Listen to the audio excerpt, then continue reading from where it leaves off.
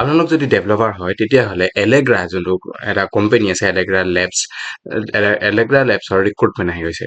তেতিয়াহ'লে ইয়াত 2 stack ফুল Python developer post কৰাইছে গুৱাহাটী তেতিয়াহ'লে ভিডিঅ'টো ইয়াৰ বিষয়ে সম্পূৰ্ণ ভালকে কথা পাতিম যদি চেনেলটো নতুন প্লিজ চেনেলটো সাবস্ক্ৰাইব কৰিব কাৰণ মই ইয়াত এনেকুৱা টাইপৰ ভিডিঅ' চাই থাকো আৰু যদি ফেচবুকত চাই আছে প্লিজ পেজটো ফলো কৰিব এতিয়া চাওক Alegra কি হয় বহুতে হয়তো নাম শুনা নাই বা বহুতে শুনিছে তেওঁলোকক সবকে কওঁ যে Alegra is an offshore web development company registered under the Software Technology Parks of India STPI. Alegra has created a wealth of immensely satisfied cliently across the world in 12 different countries. মানে Alegra এটা হল web development company. ঠিক আছে web development কৰে যোনটোৱে তেনেকুৱা এটা company আৰু তাত মানে 12খনতকৈ অধিক দেশত তেওঁলোকৰ ক্লায়েন্ট আছে তাৰপিছত যেনেকে USA Canada Australia Israel Spain United kingdom and south Africa সেইখিনি দেশত তেওঁলোকৰ কি আছে ক্লায়েন্ট আছে ক্লায়েন্ট মানে কি কাস্টমাৰ ঠিক আছে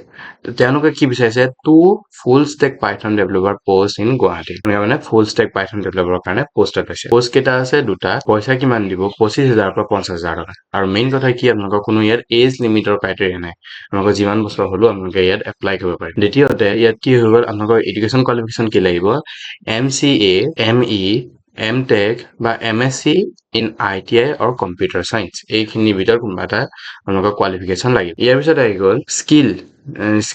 স্কিলছ কি লাগিব বেকএণ্ড প্লাছ AI ML ফ'কাছেছ বেকএণ্ডৰ লাগিব আৰু লগতে AI ML তাৰ ওপৰতো লাগিব ইয়াত আহি গ'ল ষ্ট্ৰং প্ৰফিচিয়েঞ্চি ইন পাইথন যোনটো এটা মানে লেংগুৱেজ পাইথন লেংগুৱেজটোত আপোনালোকৰ ভাল মানে হাত লাগিব তাত কণ্ট্ৰল লাগিব তাৰ লগতে experience with scikit learn neutral network আৰু numpy তাৰপিছত knowledge কি হ'ব লাগিব distance metric and memory evaluation for benchmarking embedding and clustering metric operation dot product multiplication etc normalization L1 L2 understanding of learning times কি লাগিব supervised unsupervised আৰু reinforcement learning আৰু algorithm linear regression logistic regression decision tree or random forest or k-nearest neighbor আৰু experience with Docker development and workflow front-end requirement কি আছে must be compatible with front-end development আৰু experience in vue.js বা TypeScript preferred so other requirement কি আছে experience in database মানে MySQL বা PGSQL so good to have মানে এইবিলাক থাকিলে ভাল আৰু কি MongoDB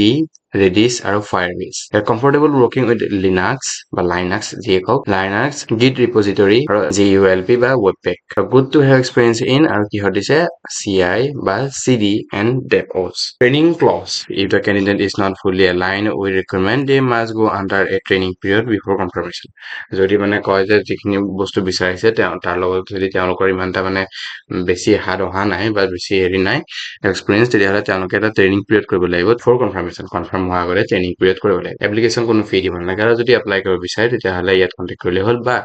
মোৰ এই ফোন নম্বৰ কণ্টেক্ট কৰিলে হ'ল মই ধুনীয়াকৈ আপোনাক এপ্লাই কৰি দিম তেতিয়াহ'লে ভিডিঅ'টো ইমানে যদি ভিডিঅ'টো অকণমান যদি হেল্পফুল যেন লাগিল প্লিজ চেনেলটো ছাবস্ক্ৰাইব কৰিব কাৰণ মই এনেকুৱা টাইপৰ ভিডিঅ' চাই থাকোঁ আৰু যদি ফেচবুকত চাই প্লিজ পেজটো ফ'ল' কৰি তেতিয়াহ'লে মই বুজি চাইকিয়া চাইনিং অফ